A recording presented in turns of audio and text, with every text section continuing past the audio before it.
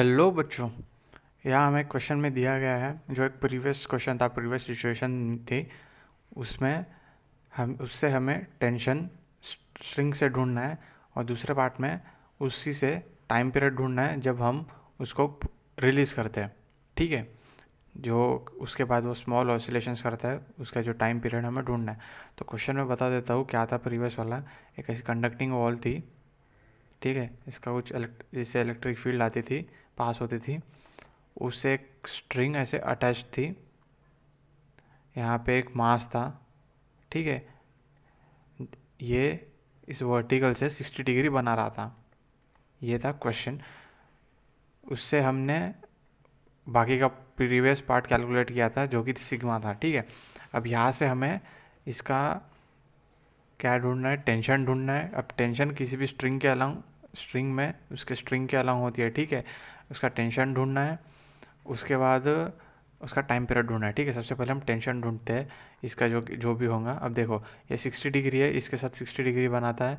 अब मैं इसको फिर ऐसे ले लेता हूँ, ऐसे मैं जब करता हूँ ये 60 डिग्री होगा तो ये भी 60 डिग्री होगा, ऑल्टरनेट एंगल।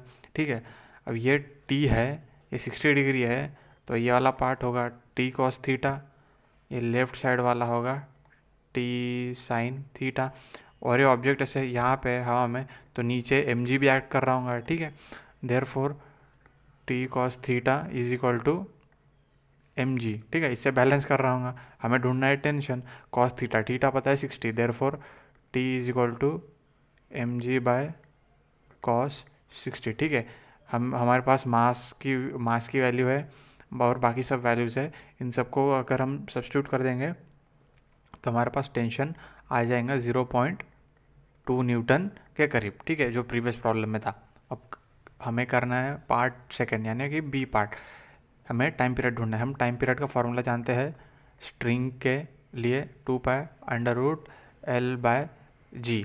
ये हम ऑसिलेशन चैप्टर में पढ़े हैं। ठीक है, अब ये जो जहाँ पे g है वो सिंपली जी नहीं होगा, क्योंकि ये जो पार्टिकल है रिलीज़ हुआ है। जब रिलीज़ होगा तो यहाँ पे एक नेट एक्सेलरेशन भी होगा, साथ ही साथ ये जो ग्रेविटेशनल एक्सेलरेशन जी भी होगा। तो यानी कि मैं यहाँ पे जी नेट लिख देता। अब ये जी नेट है क्या? तो सबसे पहले ये जो जी इस तरफ जा रहा है, सॉरी ये मास इस तरफ जा रहा है, मूव कर रहा है, तो ये टी साइन थीटा यानी कि जो इस तरफ वाला एक्सेलरेशन ऐड करेंगे, और ये एम जी नीचे वाला भी एक्सेलरेशन ऐड करेंगे, यानी जो ये वाला कंपोनेंट हम यहाँ पे लिख देंगे, वो है T sine theta is equal to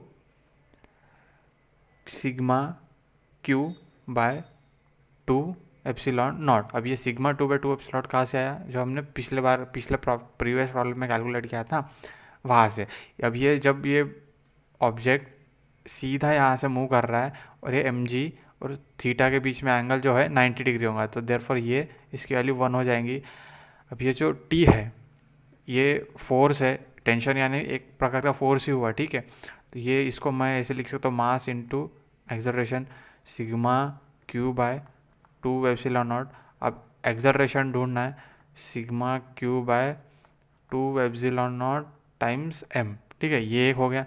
और दूसरा एक्सेलरेशन क्या है? जी। ठीक है, therefore G net is equal to G square plus sigma Q by 2 epsilon nought by M का स्क्वायर का रूट।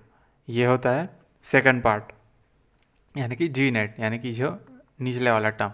हमारे पास लेंथ भी है, जी नेट भी है और 2π भी है।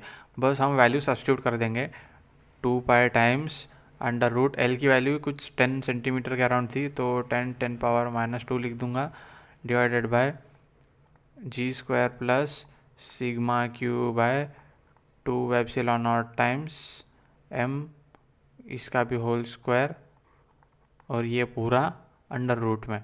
ठीक है, अब हमारे पास प्रीवियस इससे सिग्मा वगैरह थे, बाकी सब अगर मैं ये वैल्यू सब्स्टिट्यूट कर दूंगा तो ये अंडर रूट 2π 10⁻⁻² बाय ये आ जाएगा 100 प्लस 300 का रूट। ठीक है, अब जो फाइनल जब हम कैलकुलेट कर देंगे तो ये आ जाएगा 0.45 सेकेंड्स, इसका है टाइम पीरियड। बस इतना ही है। प्रीवियस प्रॉब्लम से हमें सिग्मा निकालना है, एक्सेलरेशन यहाँ पे नेट एक्सेलरेशन यहाँ पे सब्स्टिट्यूट कर देना है नीचे, बस उससे टाइम पीरियड आ जाएगा। I hope you have understood the concept.